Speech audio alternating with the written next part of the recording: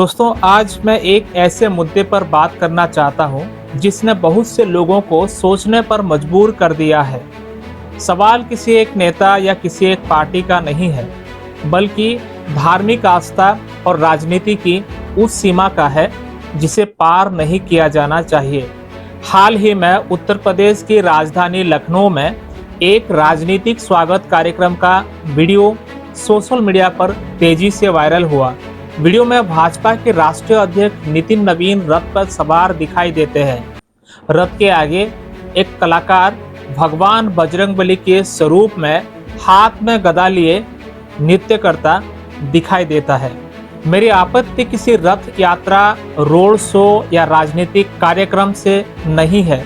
लोकतंत्र में हर राजनीतिक दल को अपनी बात जनता तक पहुंचाने का पूरा अधिकार है, लेकिन सवाल ये है कि क्या किसी भी राजनीतिक आयोजन में हमारे आराध्य देवताओं के स्वरूप का इस तरह उपयोग होना उचित है?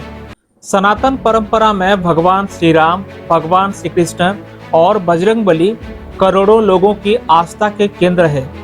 इसलिए जब किसी राजनीतिक कार्यक्रम में उनके स्वरूप का प्रदर्शन होता है तो स्वाभाविक रूप से अनेक लोगों की भावनाएं प्रभावित होती है।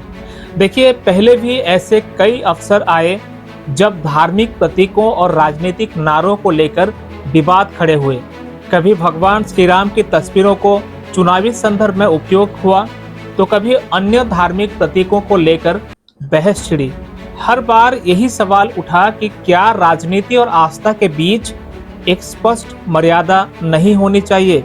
देखिए, मेरा मानना है कि नेताओं की लोकप्रियता बढ़ाने के लिए भगवानों के स्वरूप का सहारा लेना उचित नहीं है। किसी भी राजनीतिक दल को अपनी विचारधारा जनता के सामने अपने कार्यों का आधार पर रखनी चाहिए, ना कि धार्मिक भावनाओं के माध्यम से। यदि कोई कलाकार भगवान बजरंगबली का स्वरूप धारण करके किसी धार्मिक आयोजन में प्रस्तुति देता है तो उसका संदर्भ अलग होता है, लेकिन जब वही स्वरूप किसी राजनीतिक रोड शो का हिस्सा बनता है तो बहस शुरू होना स्वाभाविक है। और इसी वजह से सोशल मीडिया पर इस वीडियो को लेकर अलग अलग प्रतिक्रियाएं सामने आ रही है। कुछ लोग इसे परंपरा का हिस्सा बता रहे हैं, जबकि कई लोग इसे धार्मिक आस्था का राजनीतिक उपयोग मान रहे हैं। मेरी अपील केवल इतनी है कि सभी राजनीतिक दलों को धर्म और राजनीति की मर्यादा का सम्मान करना चाहिए। भगवान किसी एक दल, एक विचारधारा या एक नेता तक सीमित नहीं है। वे करोड़ों श्रद्धालुओं की आस्था का विषय है।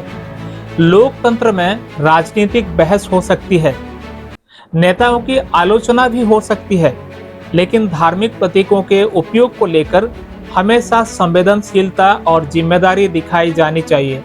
आखिरकार फैसला जनता करेगी कि राजनीति किस दिशा में जानी चाहिए, लेकिन यदि किसी कदम से लोगों की धार्मिक भावनाएं आहत होती है तो उस पर गंभीर चर्चा होना भी लोकतंत्र का हिस्सा है।